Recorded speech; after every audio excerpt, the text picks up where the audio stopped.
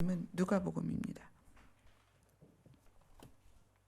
누가복음 20장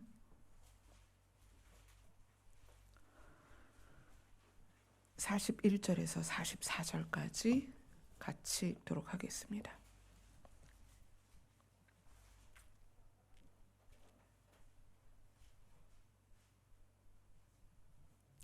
같이 읽겠습니다. 시작. 예수께서 그들에게 이르시되 사람들이 어찌하여 그리스도를 다윗의 자손이라 하느냐. 시편에 다윗이 친히 말하였을 때 주께서 내 주께 이르시되 내가 내 원수를 내 발등상으로 삼을 때까지 내 우편에 앉았으라 하였도다 하였으니 그런즉 다윗이 그리스도를 주라 칭하였으니 어찌 그의 자손이 되겠느냐 하시니라. 아멘. 다윗이 그리스도를 주라 칭하였으니. 이 본문 전에 나오는 내용이 뭐냐면 부활에 대한 논쟁이 있었습니다. 어떻게 사람이 다시 살아나겠느냐, 부활이 있다 없다, 이런 논쟁이 막 있었죠. 그래서 예수님이 그 부활의 논쟁 중에서 죽었다가 살아난 자에게 아내의 그 형제가 7이 있는데 그 형제들이 죽었다 살아났을 때 있을 일들에 대해서 부활이 있다면 그 일을 어떻게 해결하겠느냐. 그랬을 때 예수님이 세상의 자녀들은 장가가고 시집도 가지만 저 세상과 죽은 자 가운데서 부활함을 얻기에 합당히 여김을 받은 자들은 장가도 시집가는 일도 없다, 이러면서 부활에 대해서 설명을 하십니다. 그리고 어떤 장면으로 딱 넘어가냐면 오늘 본문입니다. 다윗이 그리스도를 주라 칭하였다.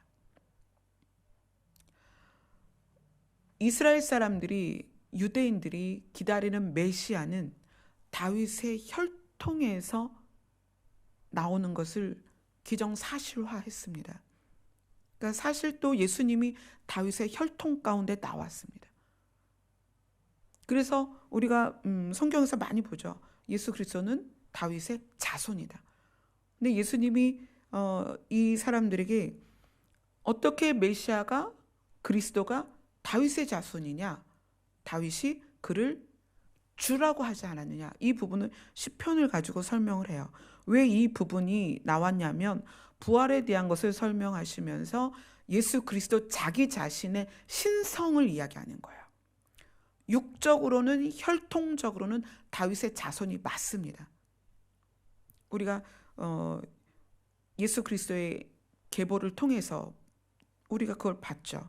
그러나 예수님은 지금 부활 논쟁 이후에 부활에 대하여 설명하면서 예수 그리스도의 신성, 육으로는 다윗의 혈통이 맞지만 나는 육으로 온 예수 그리스도가 아니라 메시아로서의 예수 그리스도, 그 부분을 설명하기 위해서 이 부분을 보고 있습니다. 자, 다윗이 그리스도를 왜 주라고 칭하였고 어떻게 주라고 칭하였을까? 이거는 이제 우리가 예수님도 이제 시편을 인용하셨으니까 우리도 시편으로 가서 그 부분을 봐야 되겠죠. 시편 어디로 가셔야 되냐면 시편 110편입니다.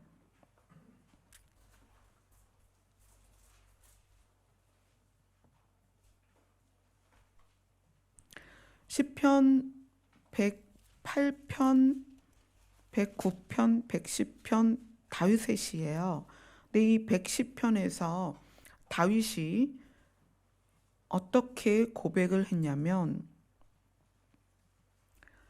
110편 1절을 같이 읽도록 하겠습니다. 시작. 여호와께서 내 주에게 말씀하시기를 내가 내 원수들로 내 발판이 되게 하기까지 너는 내 오른쪽에 앉아 있으라 하셨도다. 자, 요 110편 한 절에 등장 인물이 몇 명입니까?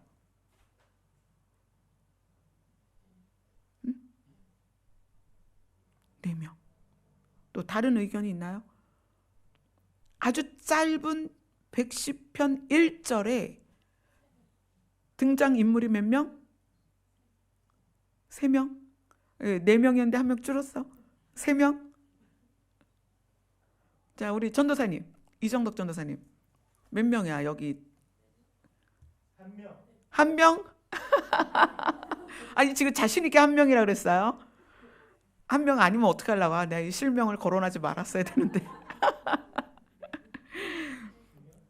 자, 시편 110편 1절은요 정말 놀라운 장면이에요. 처음에 여호와께서, 자, 여호와 하나님, 그 다음에 누구예요? 내가 다윗이죠. 주는 누굴까요? 예수님이에요. 자, 이 딱 한 줄에 등장인물이 셋인 거예요. 여호와께서, 하나님께서 다윗의 주 예수에게 말씀하시기를, 내가, 하나님께서 너의 원수들로, 예수님께 말하는 거예요. 예수님의 원수들로 예수님의 발판이 되게 하기까지 너는, 예수님은 하나님의 오른쪽에 앉아 있으라 하셨도다. 이거는 실제적인 장면이에요. 지금 다윗이 그걸 본 것입니다. 다윗이 그것이 비전 가운데 본 것인지, 눈을 들어 3층 천에 있는 환상을 본 것인지, 실제를 본 것인지 다윗은 보았습니다.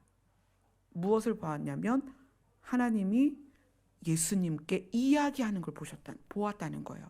다윗이 그걸 정확하게 봤기 때문에 110편 1절을 그렇게 시작하는 겁니다.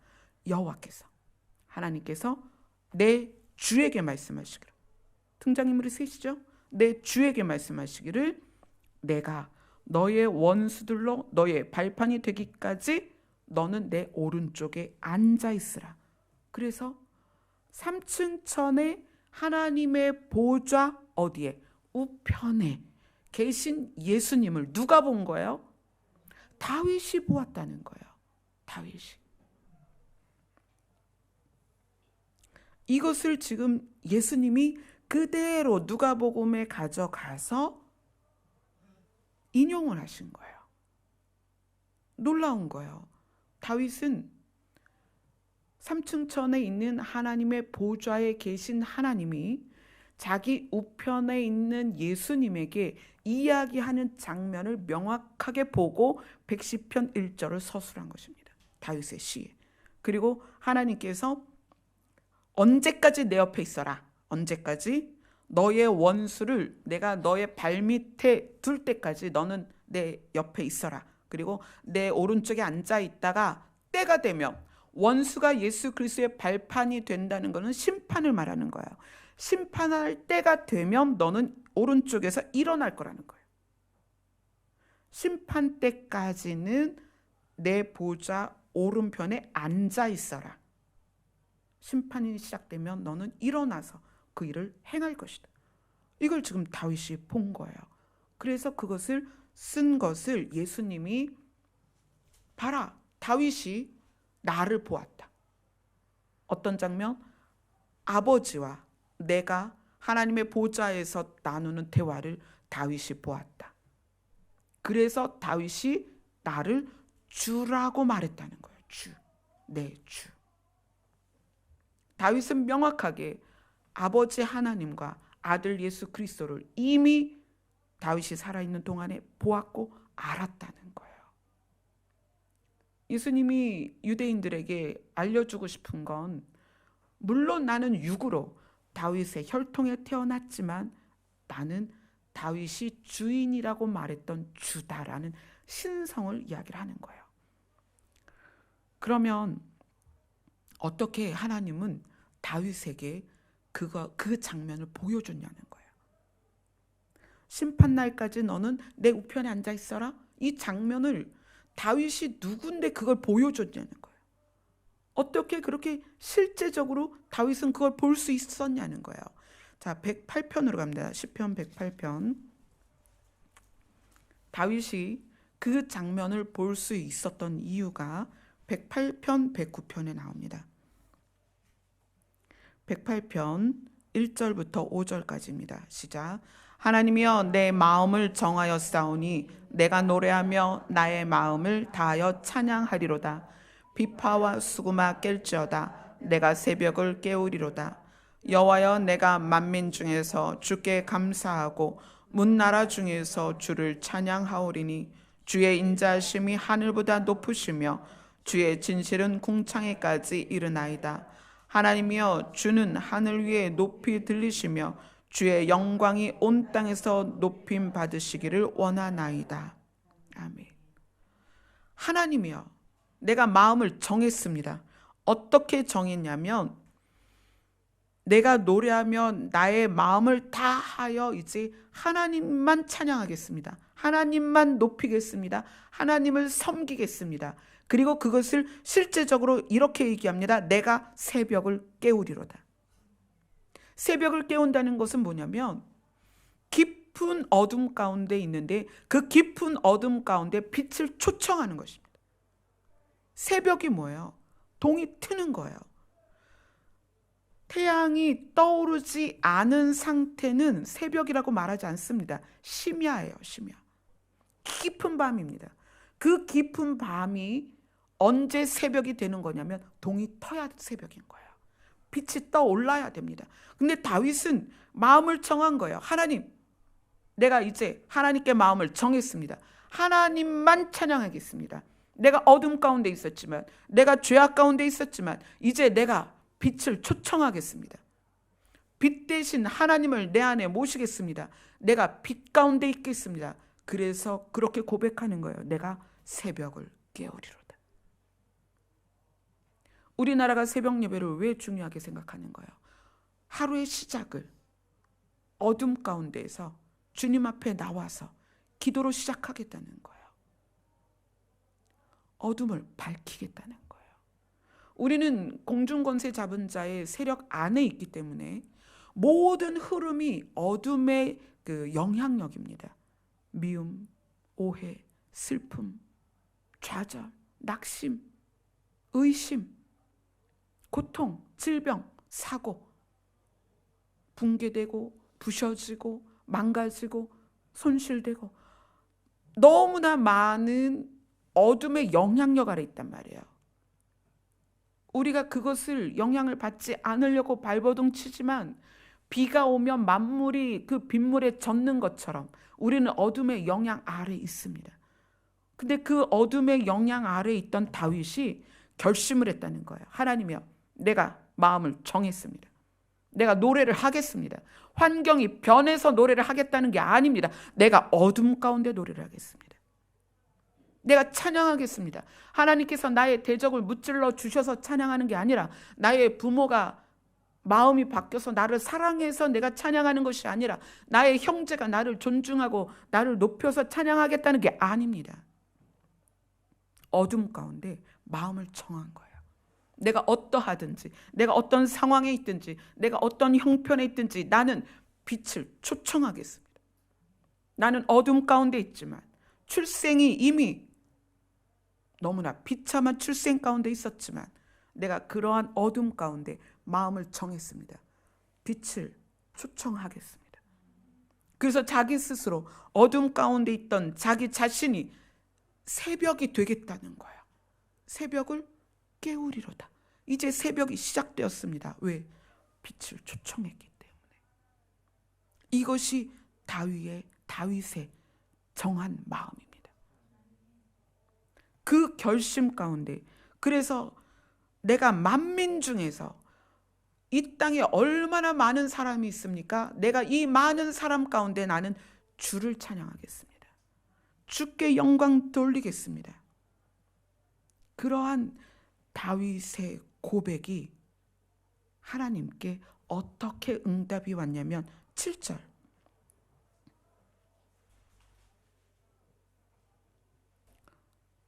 7절 같이 읽습니다. 시작. 하나님이 그의 성소에서 말씀하시되 내가 기뻐하리라. 아멘. 거기까지. 아멘. 하나님이 대답하시는 거예요. 성소에서. 그래, 다윗이 그렇게 마음을 정했구나. 내가 너를 기뻐하겠다. 너의 그 고백을 내가 받겠다. 네가 작정하였으니까 내 빛을 너에게 주겠다. 이 다윗의 마음을 정한 것이 왜 필요하냐면, 우리는 이렇게 많이 기도를 해요. 하나님, 내 마음을 다스려 주옵소서. 저를 이끌어 주시옵소서.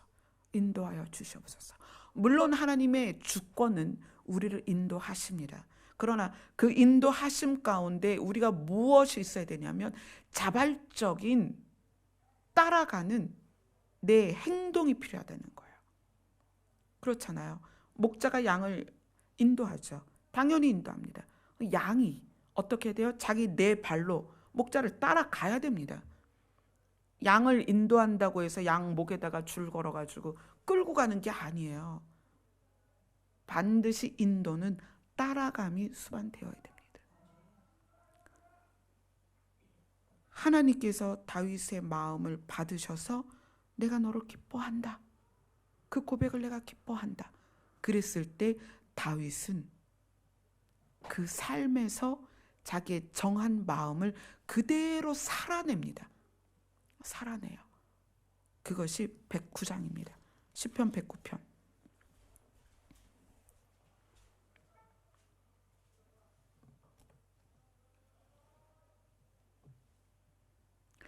(109편) 1절부터 6절까지 한번 읽어봅시다. 시작. 내가 찬양하는 하나님이여 잠잠하지 마옵소서. 그들이 악한 입과 거짓된 입을 열어 나를 치며 속이는 혀로 내게 말하며 또 미워하는 말로 나를 두르고 까닭없이 나를 공격하였음이니이다. 나는 사랑하나 그들은 도리어 나를 대적하니 나는 기도할 뿐이라. 그들이 악으로 나의 선을 갚으며 미워함으로 나의 사랑을 갚았사오니 악인이 그를 다스리게 하시며 사탄이 그의 오른쪽에 서게 하소서. 다윗이 마음을 정했어요. 내가 이제 어둠 가운데 있지 아니할 것이다. 빛을 초청해서 내가 이제 새벽이 될 것이다. 어둠에서 빛이 거하는 새벽으로 갈 것이다 라고 마음을 정하고, 그의 삶이 어떻게 살게 되었냐면, 악한 입과 거짓된 입을 열어서 나를 치며 속이고 속이는 혀로 내게 말하고 미워하는 말로 까닭없이 나를 공격하였지만 그들에 대해서 어떻게 얘기해요? 나는 기도할 뿐이라. 나는 기도할 뿐이라. 이것이 다윗이 어둠 가운데 있지 않겠다는 작정, 내가 하나님의 빛을 내 안에 초청해서 빛 가운데 있겠다라는 작정한 것이 그대로 삶에 드러난 것입니다. 나는 기도할 뿐이라. 어떤 오해를 받고 어떤 비난을 받고 어떤 순환을 당해도 나는 그들에 대하여 기도할 뿐이라. 그 다음에 자기는 빛으로 행동을 했기 때문에 어둠 가운데 있는 그들에 대하여는 하나님이 심판하실 것에 대한 신뢰가 있는 거예요. 그리고 하나님께서 그렇게 일하실 것에 대하여 하나님께 의탁해버린 거예요. 그러니까 내가 그들을 대적하거나 내가 그들을 미워하거나 내가 그들을 공격하거나 내가 그들과 맞서서 싸우지 않겠다는 거예요. 어떠한 일을 당해도 나는 그저 기도만 하겠습니다. 아버지께 맡기겠습니다. 왜냐하면 당연한 것이지만 내가 공격받았으니까 나도 공격하고, 내가 미움을 받았으니까 나도 미워하고, 그들이 나를 괴롭히니까 나도 그를 괴롭힐 수 있습니다. 세상은 그것이 정당합니다. 근데 다윗은 그렇게 말하는 거예요. 그것이 정당하겠지만, 세상에선 정당하겠지만 나는 빛 가운데 있겠다. 빛은 어둠의 행동을 따라가지 않습니다. 나는 빛 가운데 있겠다. 나는 어둠에 있지 않겠다. 그래서 뭐라고 얘기하는 거예요? 사랑으로 대한 그들이 나에 대하여 어떻게 하든지 나는 기도하겠다는 거예요.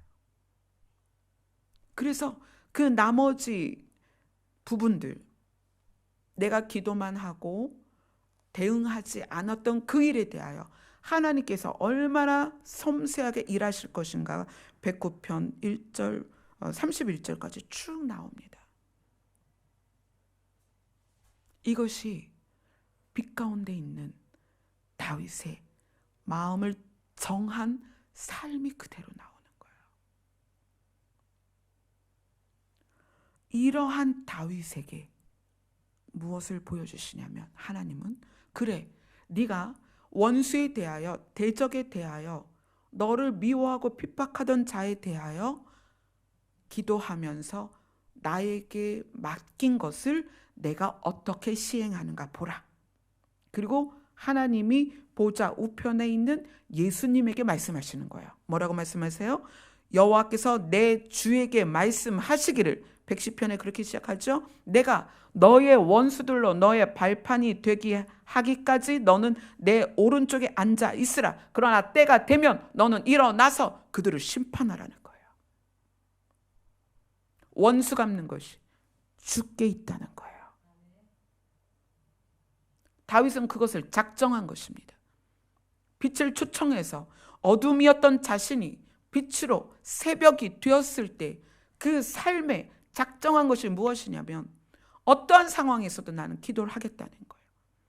그것에 대해서 하나님이 이렇게 응답하시는 거예요. 예수 그리스도를 통하여 네가 그 원수들을 심판하러 일어날 때가 있을 것이다 라는 것을 다윗에게 보여주는 거예요. 하나님 아버지와 아들 예수 그리스도의 그 대화 장면이 다윗에겐 기도 응답인 거예요. 내가 어둠을 쫓지 않고 어둠의 영향력 아래 있지 않고 내가 빛을 추구하면서 얼마나 억울한 일이 많겠어요. 얼마나 마음 아픈 일이 많겠어요. 얼마나 슬프고 외롭고 고독하겠냐고요. 그러나 하나님이 그의 기도에 대한 응답을 보여주신 거예요. 내가 심판할 것이다. 너의 억울함을 내가 풀어줄 것이다. 누구를 통해서? 예수 그리스도를 통해서. 여러분들이 삶을 살아가면서 다윗처럼 억울한 일을 당할 것이고 슬픈 일을 당할 것이고 누군가의 분노에, 누군가의 미움에 공격을 당할 것입니다. 그러나 다윗처럼 빛 가운데 계셔야 됩니다. 어둠의 흐름을 쫓아가면 안 돼요. 빛 가운데 계세요. 그러면 하나님은 우리에게 다윗과 똑같이 무엇을 보여주시냐면, 하나님이 우리와 함께 하실 것에 대한 실제적인 모습을 보여주십니다. 자, 상상해 보세요. 다윗이 탁 마음을 정했어요. 하나님, 제가 이제 새벽을 깨우겠습니다. 그 얘기 뭐예요? 저 이제 어둠 가운데 있지 않겠습니다. 억울했고 그 억울함이 부모로부터, 형제로부터, 만나는 사람으로부터 있었던 그 억울함이 있었고 원망이 있었고 분통함이 있었겠지만, 하나님, 이제 저는 그 길을 가지 않겠습니다. 저는 빛을 초청합니다. 하나님의 빛을 저에게 비춰 주시옵소서. 그래서 어둠이었던 다윗이 새벽이 되었습니다. 그걸 하나님이 뭐라고 그러셨어요? 성수에서 내가 너를 기뻐하리라. 기뻐하신다는 거예요. 그리고 나서 다윗이 그러한 삶을 사는 거예요. 그러한 일이 있을 때마다 저는 기도할 뿐입니다. 그랬더니 하나님께서 실제를 보여주시는 거예요. 어떤 실제? 예수 그리스도의 실제를 보여주시는 거예요. 우리의 신앙생활은 평면이 아닙니다. 입체입니다. 우리의 성경 말씀은 이렇게 활자로 되어 있고 책자 안에 들어있지만 우리의 말씀은 살아있습니다. 실제입니다. 이스라엘 백성이 예수님과의 대화 가운데 부활의 논쟁을 하면서 부활이 진짜 있겠냐 없겠냐 막 이렇게 논쟁할 때 예수님은 자기 자신을 입체적으로 증명을 하시는 거예요. 내가 그 아버지 보좌 우편에 있었다. 다윗이 그 장면을 보았다. 얼마나 사실적입니까? 다윗이 그 장면을 보고 자기의 시편에 적은 거예요. 상상해 보세요. 여러분이 눈을 열어서 아버지 하나님과 아들 예수 그리스도의 대화 장면을 본다고 상상해 보세요. 다윗은 실제를 보았습니다. 하나님의 말씀은 실제입니다. 평면이 아니라 입체라는 거예요. 개념이 아니라 실제입니다. 우리의 신앙생활은 그래야 됩니다. 하루 우리가 신앙생활의 일수가 늘어난다면 여러분의 예수 그리스도는 점차적으로 입체적으로 변해야 됩니다. 평면적인 예수 그리스도가 아니라 실제적인, 살아 움직이고 말씀하시고 우리를 쳐다보시고 우리를 위해서 눈물 흘려주시고 우리를 안아주시고 우리의 손을 잡아주시고 당신 품에서 우리를 위로하시는 입체적인 예수 그리스도가 돼야 된다는 거예요. 실제가 돼야 됩니다. 다윗의 이 시편을 흐름을 보세요. 마음을 정한 다윗이 어떻게 살았는가. 이것은 우리의 삶에 하나님께서 우리의 마음을 정하고 그렇게 살아가는 것에 어떻게 반응하시는지를 다윗을 통해 보여주신 거예요. 여러분이 마음을 정하셔야 돼요. 환경, 관계, 모든 것이 변화가 없을지라도 여러분이 마음을 정하셔야 돼요.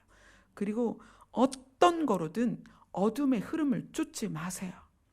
어떤 것도 정당하게 말하지 마세요. 이러니까 이렇다라고 말씀하지 마세요. 정당화시키지 말고 빛 가운데 계셔야 됩니다. 그러면 그 빛 가운데서 무엇이 입체적으로 되느냐? 예수 그리스도가 입체적으로 우리에게 다가올 것입니다. 예수 그리스도가 실제적으로 우리에게 보여질 것입니다. 신앙생활은 평면도 아니고 개념도 아닙니다. 실제입니다. 새벽의 어둠에서 새벽으로 변하는 것은 빛이 실제적으로 비춰져야만 새벽이 되는 거예요. 여러분이 어떤 모양으로든 어떤 이유로든 어둠의 흐름을 갖고 있다면 끊어내세요. 마음을 정하셔야 됩니다. 나는 어떤 이유로도 어둠의 영향력 아래 있지 않겠다. 나는 새벽을 깨우겠다. 빛을 초청하겠다. 그리고 어떤 상황에서도 나는 기도를 할 뿐이다라고 고백하셔야 됩니다. 그러면 그러한 여러분들에게 하나님은 실제적인 예수 그리스도로서 다가오시게 될 것입니다. 아멘. 아멘. 우리 찬양 하나 하고 기도합시다.